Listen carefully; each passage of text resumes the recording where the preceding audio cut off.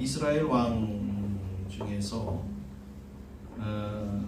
아마 또 가장 지혜로운 왕이고 또 위대한 왕으로 꼽히는 솔로몬에 대해서 오늘 좀 생각해 보려고 합니다.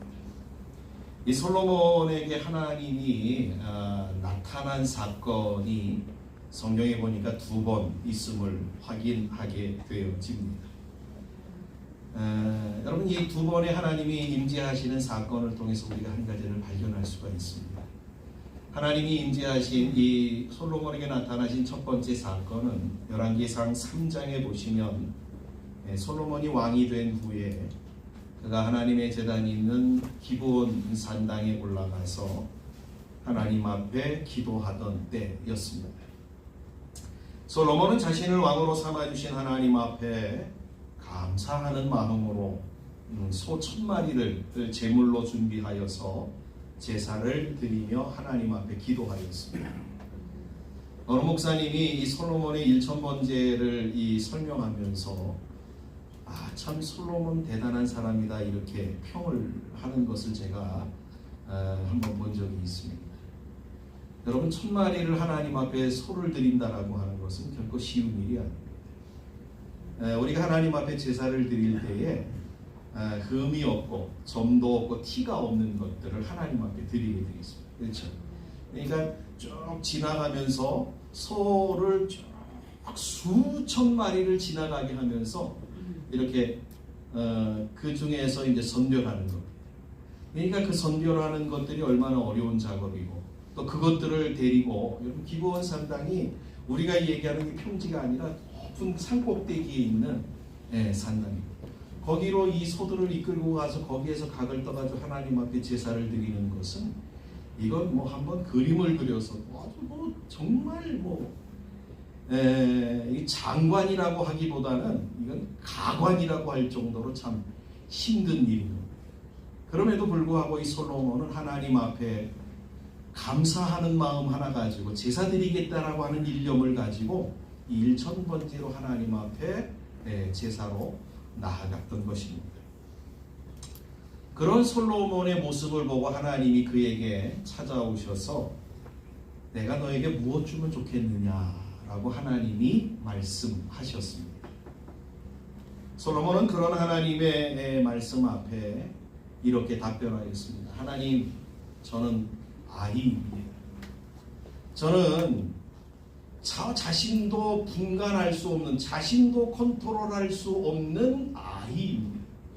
그런데 하나님이 저에게 왕이라고 하는 직분을 맡겨주셔서 이스라엘 백성들을 다스리게 했는데 저는 그들을 다스릴 수 있는 능력도 지혜도 아무것도 없습니다. 하나님 앞에 솔로몬은 자신의 있는 상황을 그대로 말씀을 드렸습니다. 이 솔로몬이 이야기한 것은 이겁니다. 하나님, 내가 왕으로서의 이 일을 감당할 수 있도록 나에게 은혜와 지혜를 주시옵소서라는 기도였던 것입니다. 하나님이 그 기도를 듣고 기뻐하셨습니다. 그리고 솔로몬에게 성경은 이렇게 증거합니다. 하나님이 지혜를 주셨고 더하여 부귀 영화를 주셨다라고 증거하고 있습니다. 우리가 성경을 통하여서 살펴보시면 솔로몬의 행적을 보시면 하나님이 얼마나 큰 복들을 솔로몬에게 주셨는가라는 것들을 확인하게 되어집니다. 대표적인 이야기가 외국에 있는 사신들이 와가지고 이 솔로몬이 이루어낸 업적들과 하나님이 그에게 베풀어 주신 복들을 보면서 놀라는 일들이 성경에 몇 번이 기록되어져 있습니다. 그리고 두 번째로 나타난 것은 바로 오늘 말씀에 있는 것처럼 솔로몬이 하나님의 성전을 건축하고 봉헌식을 하며 기도할 때였습니다. 솔로몬의 아버지인 다윗은 자신은 화려한 왕궁에 살고 있는데 하나님의 궤는 초라한 천막 속에 있는 것을 늘 마음에 걸리고 아파했습니다. 그래서 하나님 앞에 소원을 갖고, 하나님, 내가 하나님의 궤가 정말 왕궁처럼 멋진 곳에 있었으면 참 좋겠습니다 라고 하는 마음의 소원을 갖고 그렇게 하려고 했습니다. 그러나 하나님은 다윗은 손에 피를 많이 묻힌 사람이기에 하나님의 성전을 지을 수 없다라고 하며 그의 아들인 솔로몬으로 하여금 성전을 짓도록 하셨습니다. 솔로몬은 아버지 다윗의 명을 따라서 하나님의 성전을 아름답게 지었습니다. 그리고는 그 성전 낙성식에서 하나님께 제사를 드리며 기도하였습니다. 이 솔로몬의 기도가 역대상 6장 12절 이하에 보시면 길게 기록되어져 있습니다.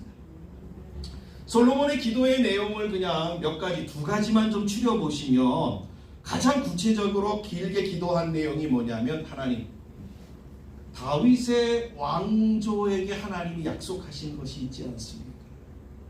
여러분, 다윗에게 하나님이 약속한 것이 사무엘하 7장 14절에 다윗 언약이라고 하는 것이 기록되어져 있는데 그 내용이 뭐냐면 이거예요. 하나님이 다윗의 가문을 통하여서 계속해서 왕이 계승되어지게 할 것이다.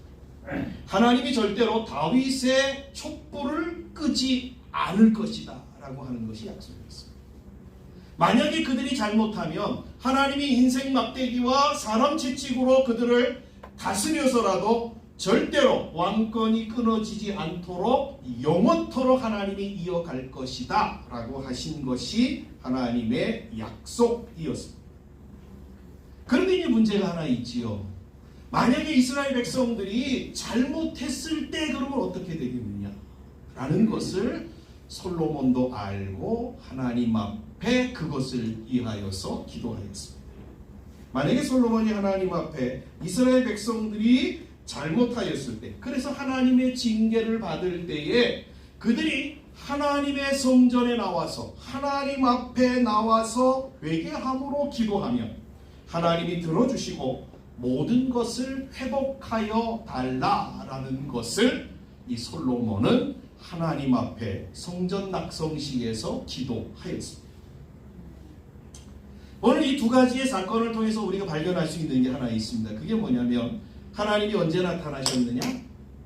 우리가 하나님 앞에 겸비하게 겸손하게 하나님의 은혜를 사모하고 하나님 앞에 정말 신실하게 서고 기도하고 예배할 때에 하나님을 만났다라는 것을 우리가 발견하게 되었습니다. 저는 소망하기는 오늘 예배가 정말 우리 하나님을 만나는 귀한 시간이 되어지기를 주의 이름으로 간절히 축복합니다. 저와 여러분들이 하나님 앞에 정말 우리가 이 요한복음 4장 24절에 있는 말씀처럼 하나님이 예배하는 자 곧 신령과 진정으로 예배하는 자를 찾으신다라는 말씀에 입각하여서 하나님 앞에 신실하게 우리의 마음과 정성을 다하여 예배할 때 하나님을 만나게 되어지는 줄 믿습니다. 이 솔로몬에게 하나님이 찾아오셨던 것처럼 저와 여러분을 통해서 오늘 이 예배를 통해서 저와 여러분들을 만나기 위하여 하나님이 찾아오십니다. 그 하나님을 만나는 복된 시간이 되어지기를 주님의 이름으로 간절히 축복합니다. 자, 솔로몬이 어떻게 기도했는가 우리 한번 좀 성경을 한번 찾아보고 한번 좀 말씀을 이어가겠습니다. 역대하 6장 24절 앞으로 한 장만 넘기시면 있을 것 같습니다. 역대하 6장 24절부터 제가 한번 읽어드릴게요. 만일 주의 백성 이스라엘이 주께 범죄하여 적국 앞에 패하게 되므로 주의 이름을 인정하고 주께로 돌아와서 이 성전에서 주께 빌며 간구하거든 주는 하늘에서 들으시고 주의 백성 이스라엘의 죄를 사하시고 그들과 그들의 조상들에게 주신 땅으로 돌아오게 하옵소서.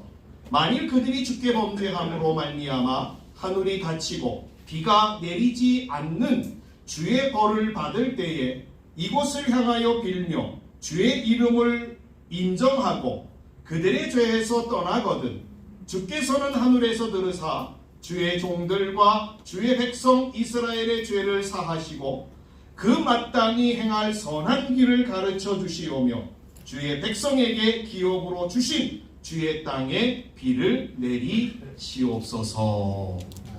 그렇죠? 그러니까 이스라엘 백성들이 하나님 앞에 범죄했을 때에 그럼에도 불구하고 하나님 앞에 나와서 그들이 기도하면 하나님이 들어달라라고 하는 솔로몬의 기도의 내용입니다. 이 솔로몬의 기도에 하나님이 응답하셨을까요? 예, 응답하셨습니다. 7장 1절에 보시니까 하나님의 응답하심을 성경이 이렇게 증거하고 있습니다. 솔로몬이 기도를 마침에 불이 하늘에서부터 내려와서 그 번제물과 제물들을 사르고 여호와의 영광이 그 성전에 가득하니. 그렇죠? 하나님 앞에 제물로 제사를 드렸는데 불로 하나님이 응답하신 거예요. 그렇죠? 그 다음에 하나님의 영광이 성전에 가득한 거예요. 그러니까 하나님께서 이 솔로몬의 기도를 들으셨다라고 하는 것을 두 가지의 모습을 통해서 지금 성경이 보여주고 있음을 우리가 확인하게 되었습니다. 자, 모든 행사를 다 마치고 집에 돌아온 솔로몬에게 그 밤에 하나님께서 그에게 나타나셨습니다. 그리고는 솔로몬이 하나님께 기도한 내용에 대하여서 이렇게 아주 구체적으로 하나님이 말씀해 주셨습니다. 본문 13절과 14절이 바로 하나님께서 솔로몬에게 나타나서 응답해 주시고 말씀해 주신 내용입니다. 제가 읽어드릴게요. 혹 내가 하늘을 닫고 비를 내리지 아니하거나 혹 메뚜기들에게 토산을 먹게 하거나 혹 전염병이 내 백성 가운데 유행하게 할 때에 내 이름으로 일컫는 내 백성이 그들의 악한 길에서 떠나 스스로 낮추고 기도하여 내 얼굴을 찾으면 내가 하늘에서 듣고 그들의 죄를 사하고 그들의 땅을 고칠지라. 여러분, 지금 이스라엘 백성들이 당하는 이 어려움, 고통, 또 위기라고 하는 것들을 성경이 어떻게 표현하냐면 하늘을 하나님이 닫아서 비를 내리지 않는다. 메뚜기들이 토산을 먹고 전염병이 백성 가운데 유행하게 되어진다라고 이야기하고 있습니다. 여러분, 이러한 사건들을 우리가 볼 때 무엇을 생각하게 되냐면 출애굽기에서 이스라엘 백성들이 출애굽을 할 때에 하나님이 애굽에 벌을 내렸던 10가지의 재앙들이 생각이 납니다. 그렇죠? 그러니까 이러한 재앙들이 하나님 앞에서 하나님을 떠날 때 주어지는 것들이라는 사실을 성경이 우리에게 보여주고 있는 거예요. 그런데 그러한 상황 가운데에서도 하나님 앞에 나아가면 하나님이 어떻게 해주시느냐. 여러분, 이 기도의 응답은 솔로몬이 한 다른 모든 기도에도 동일하게 원리가 적용되고 있음을 우리가 확인하게 되어집니다. 여기에 보시면 하나님의 응답은 이렇습니다. 하나님의 징계로 어려움을 만날 때에 반드시 우리가 해야 될 일이 하나 있다라고 하는 것을 우리에게 일러주고 있습니다. 우리는 우리 신앙 가운데서 잘못 생각하고 착각하는 경우들이 있습니다. 그것은 우리가 범죄하였을 때에, 우리가 하나님 앞에 죄를 지었을 때에 하나님의 성전, 즉 하나님 앞에 나아가서 회개 기도하면 하나님이 사하여 주시고 모든 것을 고쳐주신다 라고 우리는 배우고 그리고 또 그렇게 믿고 있습니다. 물론 맞습니다. 어떠한 죄도 하나님 앞에 나와서 회개하면 하나님이 들으시고 용서하여 주십니다. 그런데 오늘 저와 여러분들이 잘 기억하셔야 될 것은 회개가 뭐냐라는 사실을 오늘 배우셔야 돼요. 회개가 뭐냐. 우리는 회개라고 하면 어떻게 생각하냐면 하나님 앞에 나와서 하나님, 제가 잘못했습니다. 제가 죄인입니다. 라고 하는 고백을 가리켜서 우리는 회개라고 생각하는 경우들이 많다라고 하는 거예요. 그러나 여러분, 고백하고 회개는 다른 겁니다. 그러니까 많은 신앙인들이 우리가 하나님 앞에 잘못했습니다라고 하는 고백을 하면 회개하였다라고 여기고 생각한다라고 하는 거예요. 물론 회개에는 고백이 포함되어져 있습니다. 그렇죠? 그러니까 우리가 회개할 때에는 하나님 앞에 먼저 고백으로부터 시작되어지는 것은 맞습니다. 그러나 우리의 입으로 우리가 지은 죄를 나열한다라고 해서 그것을 성경이 회개라고 말하지 않는다라고 하는 것을 기억하십니다. 이러한 측면에서 보면 오늘 본문 14절은 우리에게 회개가 무엇인가라는 것을 보여주는 전형적인 샘플이라고 할 수 있습니다. 먼저 생각할 것은 이겁니다. 하나님께 범죄하였을 경우에 다시 하나님의 은혜와 복이 회복되어지는 방법은 먼저 회개가 이루어질 때에 되어진다라는 것입니다. 이것은 다윗의 왕조가 계속되어질 것을 기도한 내용에서도 찾아볼 수 있습니다. 하나님은 다윗에게 그의 자식들이 계속해서 왕이 되도록 하나님의 은총을 거두지 않겠다라고 약속하셨습니다. 만약에 그들이 하나님께 범죄하면 하나님이 막대기로 몽둥이로 때리셔더라도 그들을 돌이켜서 하나님이 약속하신 것들을 이루어 가시겠다라고 말씀하셨습니다.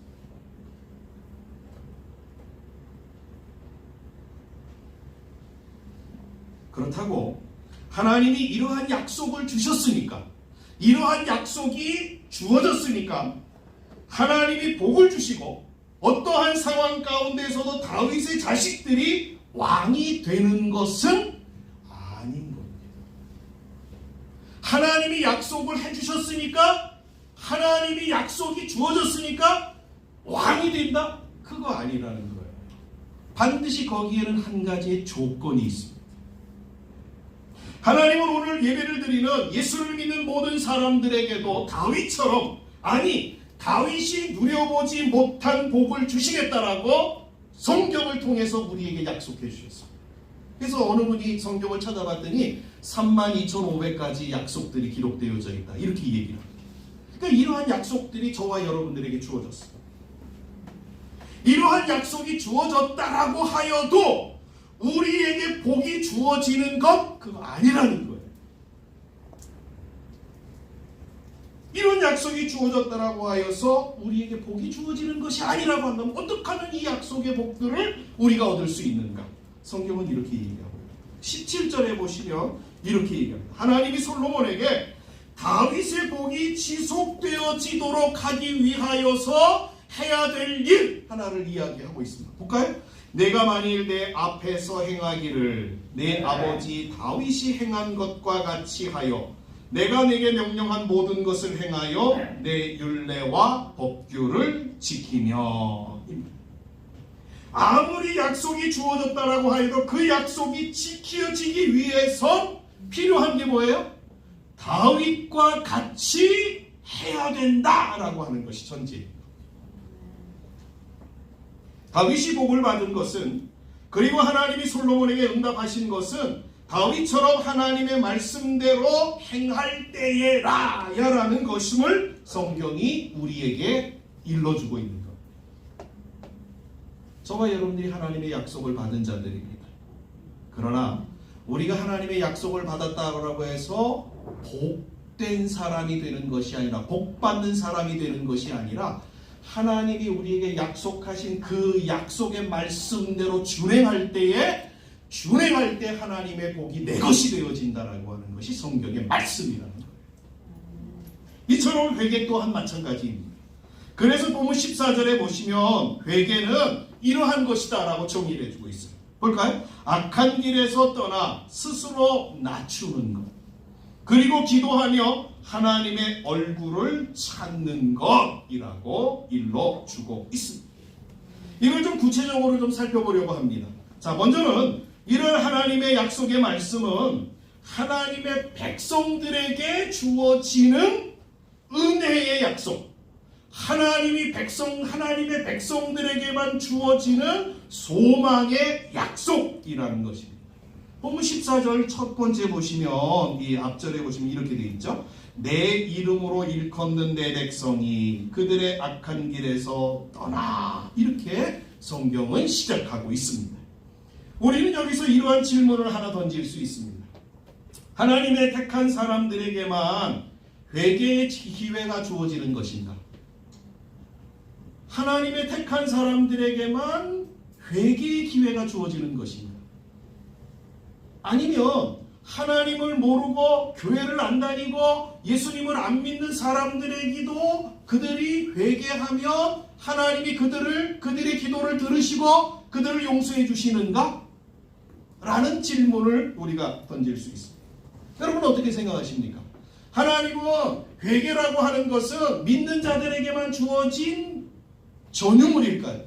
아니면 안 믿는 사람들도 하나님 앞에 회개하면 그들에게도 하나님이 용서라고 하는 은혜를 베풀어 주시는 걸까요? 여러분, 안 믿는 사람도 하나님 앞에 회개하면 하나님은 그 기도를 들으시고 용서하시는 것, 그건 맞습니다. 그러나 믿는 사람들이 회개할 때와 안 믿는 사람들이 회개할 때의 차이점이 있음을 성경을 통해서 우리가 발견하게 됩니다. 그것은 이겁니다. 하나님의 택한 백성들은 하나님의 은혜와 복을 받도록 부름을 받은 자들이다라고 하는 전제가 먼저 선행되어집니다. 하나님이 저와 여러분들을 부르신 목적이 어디에 있다고요? 하나님의 복을 주시고 하나님의 은혜로 여러분들을 기르시기를 원하시고 그래서 복된 자로 살아가도록 하기 위해서 우리를 부르신 겁니다. 이게 하나님 앞 믿는 자들에게 주어지는 전제죠.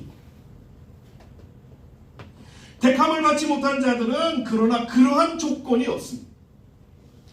그 사람들에게는 그래서 그들은 하나님의 진노 가운데서 살아가는 자들입니다. 택함을 받지 못한 사람들이 하나님께 돌아와 회개하는 일이 사실적으로 이야기하면 있을 수 없습니다. 왜냐하면 회개하는 것은 하나님의 은혜가 주어질 때만 회개할 수 있기 때문에 그렇습니다. 그러나 만약의 경우에 안 믿는 사람들이 하나님 앞에 회개하고 돌아온다라고 할지라도 믿는 사람들이 회개하는 것과는 전혀 다른 결과가 주어진다라고 하는 것을 성경을 통해서 우리가 발견하게 되죠. 안 믿는 사람들이 회개할 때는 구원의 은혜가 주어질 수 있습니다. 그러나 믿는 사람들이 하나님의 택함을 받은 사람들이 회개할 때에는 어떠한 은혜가 주어지냐면 회복의 은혜가 하나님의 약속이 다시 회복되어지는 은혜가 주어진다라는 것을 우리가 발견하게 되어집니다.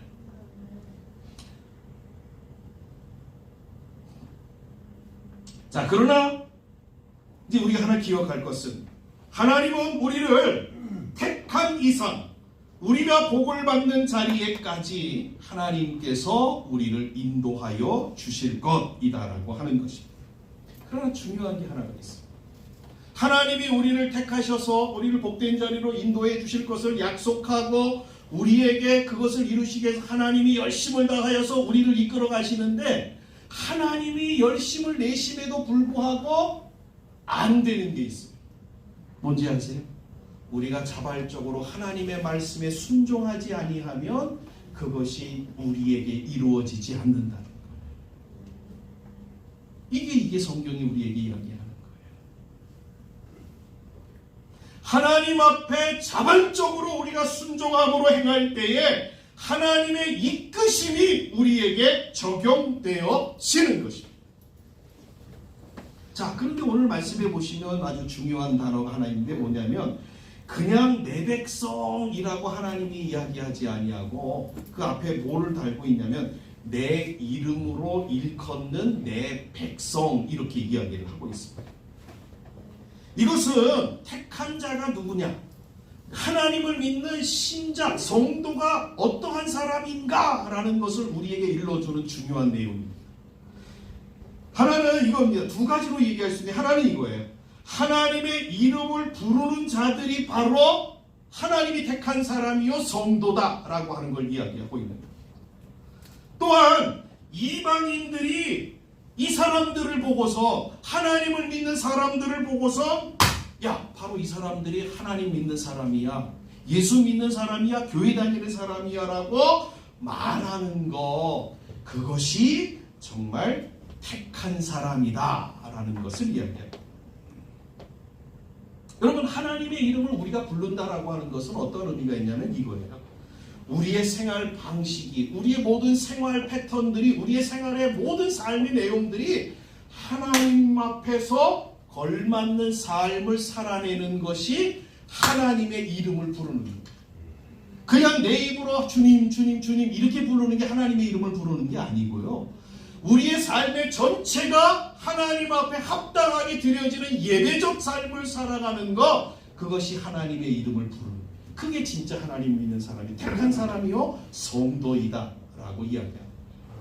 내 이름으로 일컫는 내 백성, 그게 바로 이러한 모습이라. 두 번째는 뭐예요? 안 믿는 사람들이 나를 볼 때에 저 사람 정말 교회 다니는 사람 맞죠. 저 사람 정말 예수 믿는 사람 맞죠. 저 사람은 안 믿는 우리하고는 달라. 인정함을 받고 그 사람이 다른 사람들로부터 맞아 라고 이야기를 듣는 사람이 바로 하나님의 백성이다라고 성경이 이야기해 주고 있다라고 하는 겁니다. 여러분, 이것을 우리에게 적용하면 이러한 내용이 되는 거예요. 하나님을 믿는 성도라고 한다면 우리는 하나님을 창조주이시며 우리를 사랑하시는 아버지 하나님으로 고백하는 믿음으로 살아가는 것을 가리킵니다. 또한 하나님을 모르는 사람들에게 어떻게 해요? 인정받고 살아가는 거예요. 그래서 성경의 디모데 전후서와 디도서를 보면 교회의 직분자를 세울 때에 중요한 게 있어요. 세 가지 큰 덕목을 보고 우리의 직분을 세우는데 이거예요. 첫 번째로는 하나님 앞에서 하나님과의 관계를 이야기해요. 두 번째로는 교회 안에서 성도와 성도 간의 관계를 이야기해요. 하나 더 있어요. 안 믿는 사람과 세상과 자기의 관계를 이야기해요. 이게 하나님의 교회의 직분자를 세우는 기준인 거예요. 기준. 이 세 가지가 다 알맞게 골고루 진행되어지는 사람들을 교회의 직분자로 세워라라고 하는 것이 성경의 말씀이라. 그렇죠? 이게 하나님의 백성인 거예요. 내 이름으로 일컫는 하나님의 백성의 모습이라는 거예요. 자, 하나님의 택한 사람들에게 주시는 은혜의 방편인 이 회개, 우리가 이제 회개가 어떤 것인가를 좀 생각해 볼 필요가 있습니다. 자, 그게 이제 세 가지로 해야 될 걸 우리가 이제 배웠는데, 첫째로 해야 될 일이 이거죠. 악한 길에서 떠나는 거. 이게 회개라는 거예요. 그렇죠? 악한 길에서 떠나. 여기 악한 길이라고 하는 것은 하나님을 대적하는, 하나님이 싫어하는 모든 삶의 방식이나 내용, 그리고 태도를 가리키는 말로 과감하게 그 모든 것들을 버리는 것, 그것을 일컫는 것.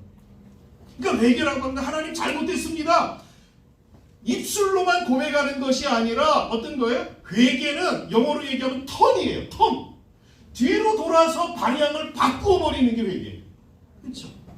그러니까 악한 길을 내가 가다가 하나님이 원치 아니하는 삶의 방식, 태도, 내용을 가지고 가다가 그것을 하나님 앞에서 잘못됐다라고 하는 걸 깨달아질 때에 하나님, 내가 이거 버리겠습니다. 과감하게 뒤돌아서는 게 회개라는 거예요. 이해가 되시죠? 이게 회개예요.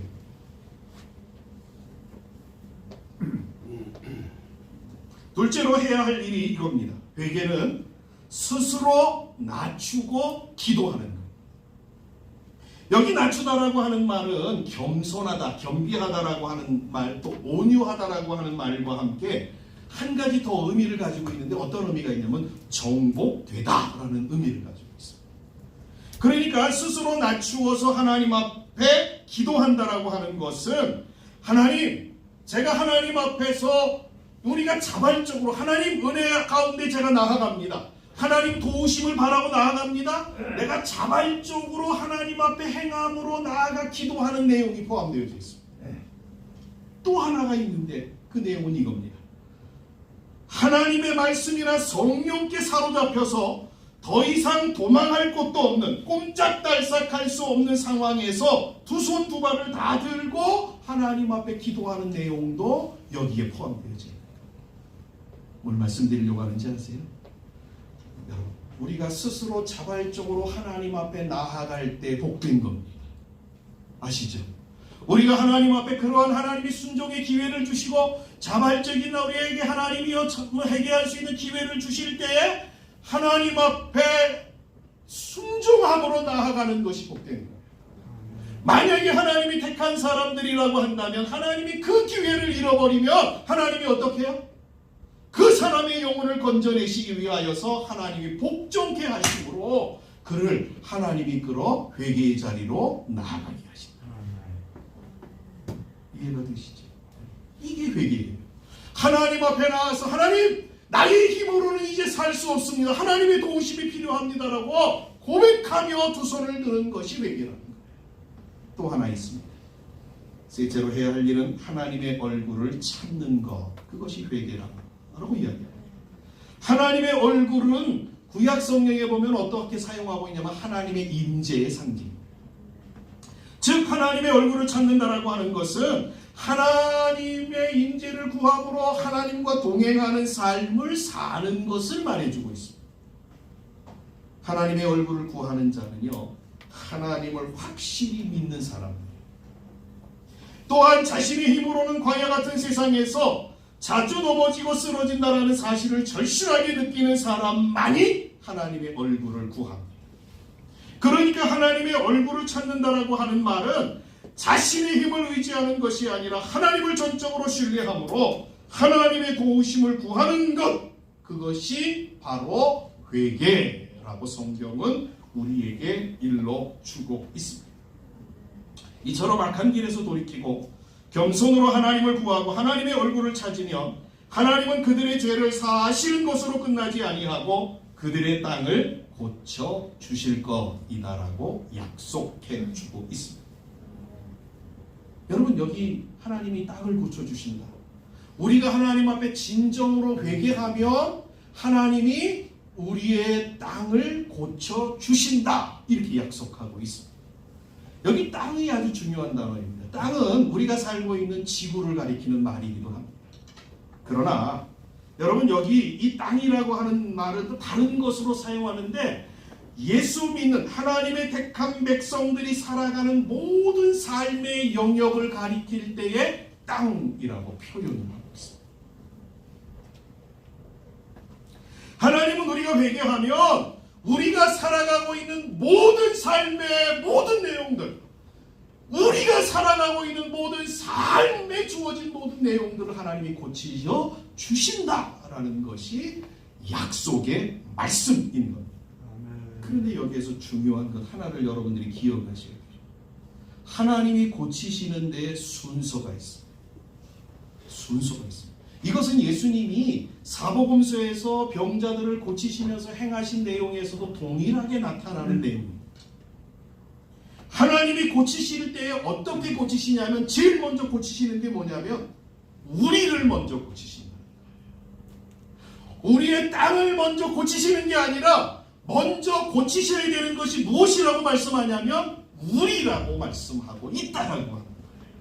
그래서 앞에 뭐가 나오는 거예요? 땅을 고치기 전에 뭐가 나오는 거예요? 회개가 나오는 거예요. 그래서 예수님이 사람들을 고치실 때 어떻게 고치셨어요?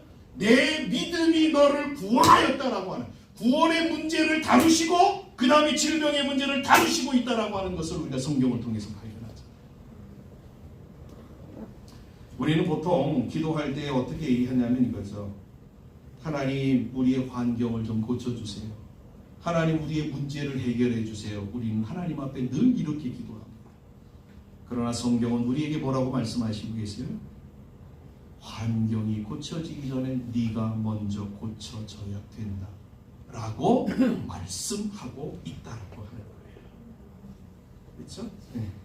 이것이 솔로몬의 기도에 응답하신 내용인 겁니다. 자, 이 기도의 내용을 통하여서, 이 기도의 응답을 통하여 하나님이 그의 택한 성도들에게 요구하는 삶의 모습은 하나님이 주신 삶의 방식으로 살아가라라고 하는 거예요. 그러나 우리가 연약하여 실수를 한다고 하여도 하나님은 여전히 회개라고 하는 하나님의 말씀의 제도적 장치를 통하여서 우리를 인도하신다라는 것을 일러주고 있다라고 합니다. 그래서 마침내 우리로 하여금 하나님의 약속이 이루어지는 자리로 나아가도록 하신다라는 거예요. 여러분 기억하십시오. 우리는 하나님이 택한 하나님의 자녀요 성도들입니다. 그러나 성도들이라고 해서 죄를 안 짓는 사람은 하나도 없습니다. 우리도 동일하게 죄 가운데 노출되어져 있고 우리도 여전히 죄 가운데 살아가고 우리도 안 믿는 사람들보다도 훨씬 더 많은 죄를 짓고 살아가는 사람들도 있습니다. 우리는 크든 작든 보이든 보이지 않든 누구나 다 죄를 짓고 있습니다. 성도들만. 문제는 죄를 죄로 여기지 아니하고 그래서 하나님을 무시하고 자기 잘난 맛에 빠져서 죄를 여기지 아니하고 그 죄를 무시하고 무마해버린다라고 하는 것은 성도에게는 있어서는 안 되는 일이라는 거예요.